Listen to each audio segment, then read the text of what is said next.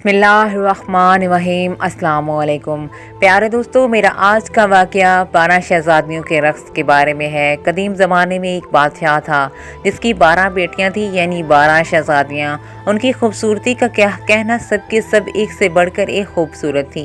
बादशाह ने उनकी शादी करने का फ़ैसला किया तो उसने हैरान को राज का पता चला कि शहज़ादियाँ रात भर रक़्स के लिए जाती हैं, मगर किसी को पता भी नहीं चलता कि वो कहाँ जाती हैं।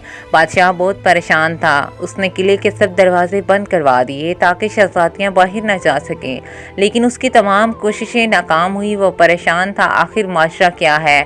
बादशाह ने ऐलान करवाया कि जो शहज़ादियों के रक़्स का पता लगाएगा उसे अपनी पसंदीदा शहज़ादी से शादी करने का मौका मिलेगा और वो मेरे मरने के बाद बादशाह भी बना दिया जाएगा।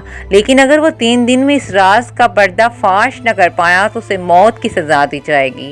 ये खबर रियासत में हर तरफ फैल गई और एक शहज़ादा आया जो रक़्स के राज का पता लगाना चाहता था।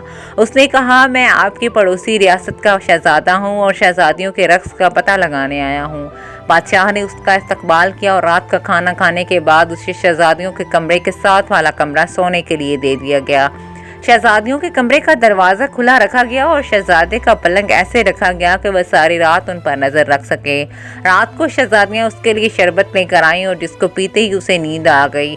जब उसकी आँख खुली तो शहज़ादियाँ रक़्स करके वापस आ चुकी थीं। तीनों दिन ऐसे ही चलता रहा। चौथे दिन जब शहज़ादा बादशाह के सामने हाजिर हुआ तो उसके पास बादशाह के सवालों का कोई जवाब न था। बादशाह ने उसे मौत की खबर सुना दी।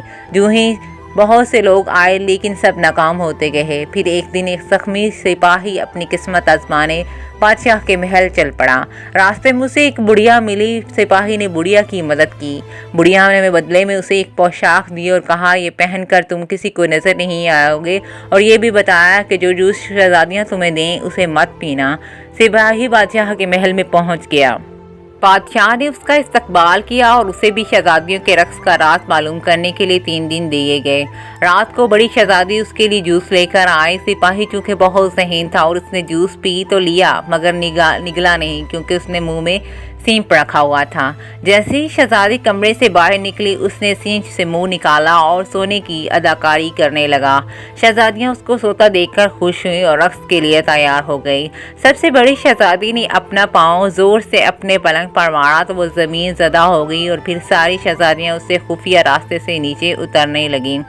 सिपाही ये सब कुछ देखता रहा। उसने बुढ़िया की दी हुई पोशाक पहन ली और उसका पीछा करने लगा।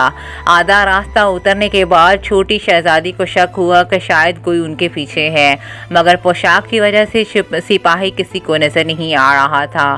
फिर वो सबसे खूबसूरत हिस्से में पहुंच गई जहां दरख्तों पर लगे पत्ते चांदी के थे। सिपाही ने सबूत के लिए एक पत्ता तोड़ लिया और उसके तोड़ने ही एक जर्दार आवाज़ आई जिससे सब डर गईं। आगे सब पत्ते सोने के थे। सिपाही ने एक सोने का पत्ता भी तोड़ लिया और आगे जाकर एक हीरा भी सबूत के लिए ले लिया। फिर शहज़ादियाँ एक झील के किनारे पहुंच गई जहां 12 शहज़ादे उनका इंतज़ार कर रहे थे। हर एक शहज़ादी एक एक शहज़ादे के साथ बैठ गई। सिपाही छोटी शहज़ादी के साथ बैठा रहा और सब झील के दूसरे किनारे पहुँच गए जहाँ एक आलीशान किला था और वहाँ साज बज रहे थे और उसकी धुन पर सब शहज़ादियाँ रक़्स करने लगी।